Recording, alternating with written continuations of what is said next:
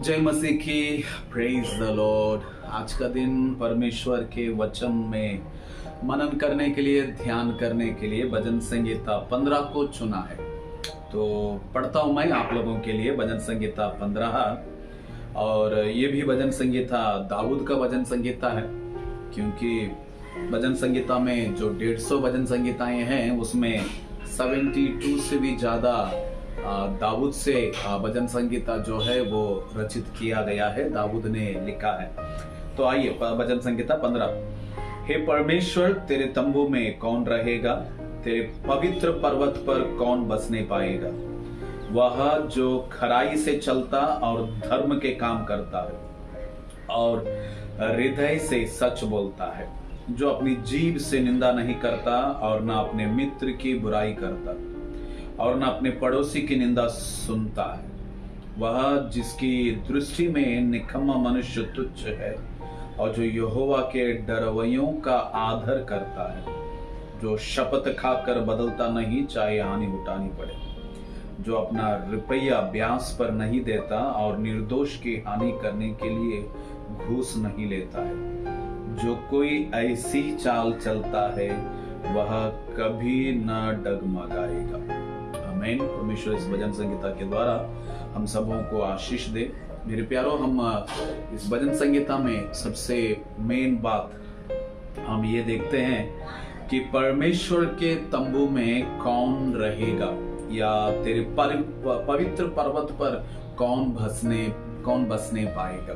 पुराना नियम के अनुसार उसका पवित्र जो पर्वत था, वो जो जगह जहां पे मूसा परमेश्वर से मुलाकात किया, जहां पे परमेश्वर खुद उतर कर आया, सीनाई पर्वत, और जहां पे मूसा 40 दिन 40 रात परमेश्वर के साथ संगति किया और परमेश्वर के साथ आमने सामने परमेश्वर ने मूसा के साथ बातें किया। जी हाँ मेरे प्यारो, इसका मतलब है परमेश्वर के उपस्थिति में, परमेश्वर के सन्निधान में, परमेश्वर के चरणों में, परमेश्वर के उस उपस्थिति में कौन बैठ सकता है? Who can sit in the presence of God? Who can sit in the feet of God?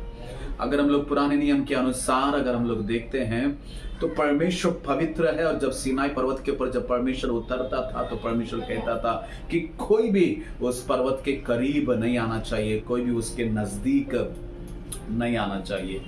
मगर मेरे प्यारो प्रभु को धन्यवाद, यीशु मसीह के द्वारा आज हम परमेश्वर की उपस्थिति में बैठ पा रहे हैं, परमेश्वर के सन्निधान में हम प्रार्थना कर पा रहे हैं, परमेश्वर के सन्निधान में अब्बा पिता बोलकर हम आ रहे हैं।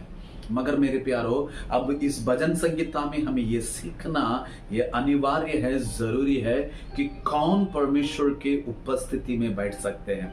अगर हम लोग 2 से लेकर अगर हम लोग 5वां वचन आखिर तक अगर हम लोग पढ़ते हैं तो परमेश्वर कौन वो व्यक्ति जो उसके सन्निधान में रुक सकता है, बैठ सकता है, वहां पे रह सकता है बोल के लिखा हुआ है।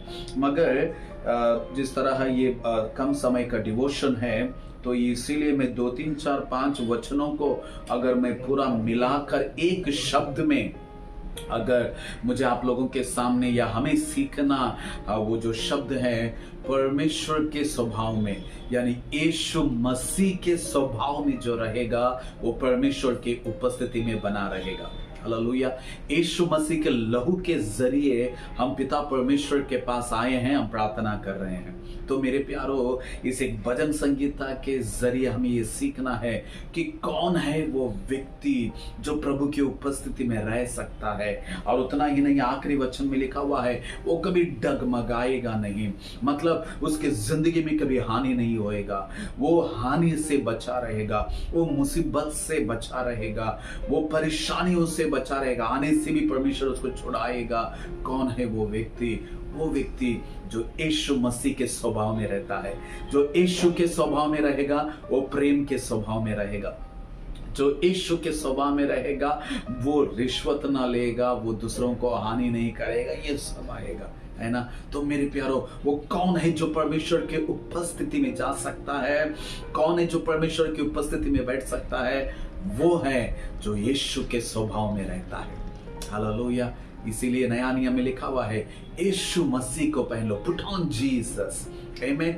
यीशु मसीह को पहन लो, इसका मतलब है हमारा स्वभाव छुप जाए, यीशु मसीह का स्वभाव बाहर आ जाए, यीशु मसीह दिखे हमारे जीवनों के द्वारा, यीशु मसीह दिखे, यीशु का वचन दिखे हमारे जुबानों के द्वारा, यीशु मसीह दिखे हमारे चाल चलन के द्वारा। तब जाकर हम पिता परमेश्वर के सन्निधान में बैठ सकते हैं। वो हमारी प्रार्थनाओं को सुनेगा, हर हानि से, हर मुसीबत से वो बचाएगा।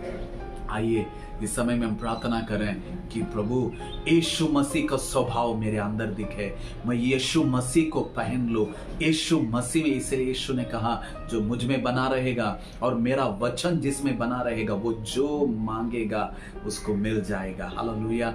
मेरे प्यारो, इस सुबह के समय में हमें यीशु में बना रहना है, यीशु मसीह को पहन लेना है, यीशु मसीह का स्वभाव को धारण करना है, यीशु मसीह को भीतर रखना है, यीशु मसीह को हमारे अंदर रखना है, यीशु मसीह को स्वीकार करना है। तब जाकर हम पिता परमेश्वर के सन्निधान में बैठ सकते हैं। हर हानि से जो शैतान जो कब्जा करने के लिए, मारने के लिए, घात करने के लिए कोशिश करता है, उन सारे हमलों से हम बचे रहेंगे। प्रार्थना करेंगे, प्रभु इस सुबह के समय में जिस तरह तूने हमसे बातें किया है, कौन है वो जो तेरे सन्निधान में रुक सकता है, तेरे पर्वत के ऊपर खड़ा हो सकता है? जी हाँ परमेश्वर, हमें सिखा कि हम यीशु मसीह में बने रहें, यीशु मसीह का स्वभाव को धारण करें, यीशु मसीह को धारण करें। Help us to put on Jesus in our life, oh God, and help us to let the word of God in our life, oh God, in our hearts. प्रभु मदद करें यीशु मसीह को पहनकर यीशु मसीह में बने रहने के लिए, यीशु मसीह में चलने के लिए, ताकि परमेश्वर हम तेरे सन्निधान में बने रहें। यीशु मसीह को पहनो, आपका वचन कहता है। धन्यवाद। सारी आदर में हम आपको देते हैं, यीशु के नाम से मांगते हैं, आमीन। जय मसीह की।